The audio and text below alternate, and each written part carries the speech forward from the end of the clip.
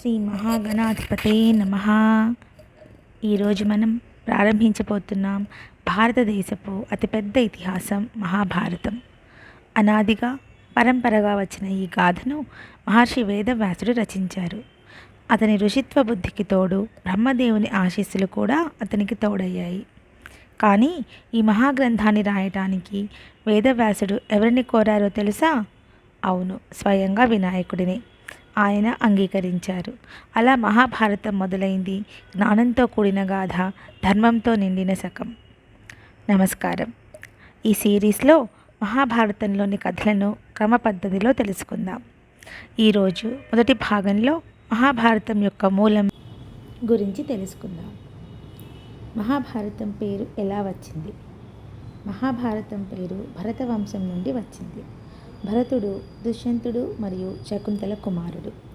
శకుంతల కణ్వ మహర్షి చేత పెంచబడింది. ఒకరోజు దుష్యంతుడు అడవిలో వేటాడుతూ శకుంతలను కలుసుకుని ఆమెను ప్రేమించి పెళ్లి చేసుకున్నాడు. కానీ శాపం వల్ల ఆమెను మర్చిపోయాడు. కాలక్రమంలో శకుంతల భరతుడిని కని పెద్దవాడయ్యాక దుష్యంతుడి వద్దకు తీసుకువెళ్ళింది. దుష్యంతుడికి జ్ఞాపకం వచ్చాక కుమారుడిని గుర్తించి తన వారసుడిగా ప్రకటించాడు. ఈ భరతుడు పరాక్రమవంతుడైన రాజుగా మారి విశాలమైన సామ్రాజ్యాన్ని పాలించాడు. అందుకే భారతదేశానికి భారత్ అని పేరు వచ్చింది.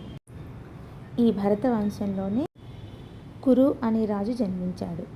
ఇతని నుండి ఈ వంశం కురువంశం అని కూడా పిలువబడింది.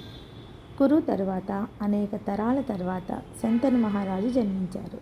అంటే భరతుడు శంతను మహారాజుకు పూర్వుడు, చాలా తరాల ముందు పుట్టిన పూర్వీకుడు.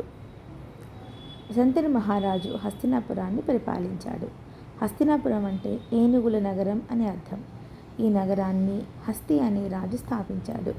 హస్తి కూడా భరతవంశం వాడే. శంతను రాజు తన పిల్లల ద్వారా కురువంశాన్ని కొనసాగించాలని కోరుకున్నాడు. ఈ కథలను ముందు ఎపిసోడ్లలో చాలా వివరంగా తెలుసుకుందాం. మహాభారతంలో మరో ఆసక్తికరమైన విషయం ఏమిటంటే, మన కథానాయకులైన పాండవులు మరియు కౌరవులు ఇద్దరు భరతవంశం వారు. అంటే శత్రువులుగా మారిన వారు ఒకే వంశానికి చెందినవారు. మా ఈ చిన్ని ప్రయత్నం మీ అందరికీ నచ్చుతుందని ఆశిస్తూ మరో గొప్ప కథతో మళ్ళీ కలుసుకుందాం. అంతవరకు ఆరోగ్యంగా ఉండండి, ఆనందంగా ఉండండి.